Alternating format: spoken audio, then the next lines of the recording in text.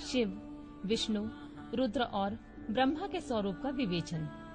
ऋषियों ने पूछा, शिव कौन है, विष्णु कौन है, रुद्र कौन है और ब्रह्मा कौन है? इन सब में निर्गुण कौन है? हमारे इस संदेह का आप निवारण कीजिए। सूत जी ने कहा, महर्षियों, वेद और वेदांत के विद्वान ऐसा मानते हैं कि निर्गुण परमात्मा से सर्वप्रथम जो सगुण रूप प्रकट हुआ, उसी का नाम शिव है। शिव से पुरुष सहित प्रकृति की उत्पत्ति हुई। उन दोनों ने मूल स्थान में स्थित जल के भीतर तप किया। वह स्थान पंचक्रोशी काशी के नाम से विख्यात है, जो भगवान शिव को अत्यंत प्रिय है। यह जल संपूर्ण विश्व में व्याप्त है। उस जल का आश्रय ले योग माया से युक्त श्री हरि वहाँ सोए। नार अर्थात जल को अयन निवास स्थान बनाने के कारण फिर नारायण नाम से प्रसिद्ध हुए और प्रकृति नारायणी कहलाई। नारायण के नाभि कमल से जिनकी उत्पत्ति हुई, वे ब्रह्मा कहलाए। ब्रह्मा ने तपस्या करके जिनका साक्षात्कार किया, उन्हें विष्णु कहा गया है। ब्रह्मा और विष्णु के विवाद को शांत करने के लिए निर्गुण शिव ने जो रूप प्रकट किया, उसी का नाम महादेव है। उन्होंने कहा, मैं शंभु ब्रह्मा जी के ललाट से प्रकट होऊंगा। इस कथन के अनुसार समस्त लोकों पर अनुग्रह करने के लिए जो ब्रह्मा जी के ललाट से प्रकट हुए, उनका नाम रुद्र हुआ। इस प्रकार रूप रहित परमात्मा सबके चिंतन का विषय बनने के लिए साकार रूप में प्रकट हुए। वे ही साक्षात भक्त वत्सल शिव हैं। तीनों गुणों से भिन्न शिव में तथा गुणों के धाम रुद्र में उसी तरह वास्तविक भेद नहीं है जैसे सुवर्ण और उसके आभूषणों में नहीं है। दोनों के रूप और कर्म समान हैं। दोनों समान रूप से भक्तों को उत्तम गति प्रदान करने वाले हैं। दोनों समान रूप से सबके सेवनीय हैं तथा नाना प्रकार की लीला विहार करने वाले हैं। भयानक पराक्रमी रुद्र सर्वथा शिव रूप ही हैं।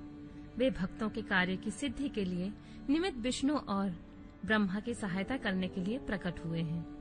अन्य जो देवता जिस क्रम से प्रकट हुए हैं, उसी क्रम के लय को प्राप्त होते हैं, परंतु रुद्रदेव उसी तरह लीन नहीं होते। उनका साक्षात शिव में ही लय होता है। ये प्राकृत प्राणी रुद्र में मिलकर ही लय को प्राप्त होते हैं, परंतु रुद्र इनमें मिलकर लय को प्राप्त नहीं होते। यह भगवती श्रुति का उपदेश है। सब लोग रुद्र का भजन करते हैं, किंतु रुद्र किसी का भजन नहीं करते हैं। वे भक्त वत्सल होने के कारण कभी कभी अपने आप भक्त जनों का चिंतन कर लेते हैं। जो दूसरे देवता का भजन करते हैं, वे उसी में लीन होते हैं। इसलिए वे दीर्घ काल के बाद रुद्र में लीन होने का अवसर पाते हैं। जो कोई रुद्र के भक्त होते हैं, वे तत्काल शिव हो जाते हैं। अतः उनके लिए दूसरों की अपेक्षा नहीं रहती। यह सनातन श्रुति का संदेश है। दुजो अज्ञान अनेक प्रकार का होता है, परंतु विज्ञान का एक ही स्वरूप है। वह अनेक प्रकार का नहीं होता। उसको समझने का प्रकार मैं बताऊंगा। तुम लोग आदर पूर्वक सुनो। ब्रह्मा से लेकर तृण पर्यंत जो कुछ यहाँ देखा जाता है, वह सब शिव रूप ही है। उसमें नानात्व की कल्पना मिथ्या है। सृष्टि के पूर्व भी शिव की सत्ता बताई गई है। सृष्टि के मध्य में भी शिव विराज रहे हैं। सृष्टि के अंत में भी शिव रहते हैं, और जब सब कुछ शून्यता में परिणित हो जाता है, उस समय भी शिव की सत्ता रहती ही है। अतः मुनीश्वरों, शिव को ही चतुर्गुण कहा गया है। वे ही शिव शक्तिमान होने के कारण सगुण जानने योग्य हैं। इस प्रकार वे सगुण निर्गुण के भेद से दो प्रकार के हैं। जिस शिव ने भगवान विष्णु को संपूर्ण सनातन वेद, अनेक वर्ण, अनेक मात्रा तथा अपना ध्यान एवं पूजन दिए हैं, वे ही संपूर्ण विद्याओं के ईश्वर हैं। ऐसी सनातन श्रुति है। अतएव शंभु को वेदों का प्राकट्य करता तथा वेदपति कहा गया है। वे ही सब पर अनुग्रह करने वाले साक्षात शंकर हैं। कर्ता, भर्ता, हर्ता, साक्षी तथा निर्गुण भी वे ही हैं।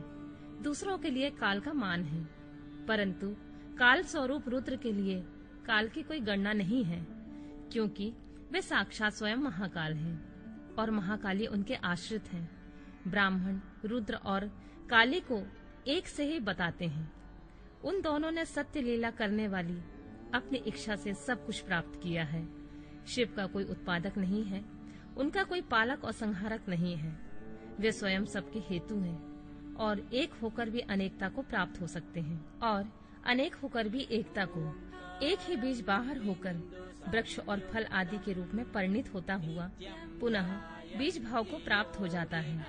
इसी प्रकार शिव रूपी महेश्वर स्वयं एक से अनेक होने में हेतु है। यह उत्तम शिव ज्ञान तत्वतः बताया गया है। ज्ञानवान पुरुष ही इसको जानता है, दूसरा नहीं। मुनि बोले, सूत जी, आप लक्षण सहित ज्ञान का वर्णन कीजिए, जिसको जानकर मनुष्य शिव भाव को प्राप्त हो जाता है। सारा जगत शिव कैसे है, अथवा शिव ही संपूर्ण जगत कैसे है? ऋषियों का यह प्रश्न सुनकर पौराणिक शिरोमणि सूत जी ने भगवान शिव के चरणार बिंदों का चिंतन करके उनसे कहा,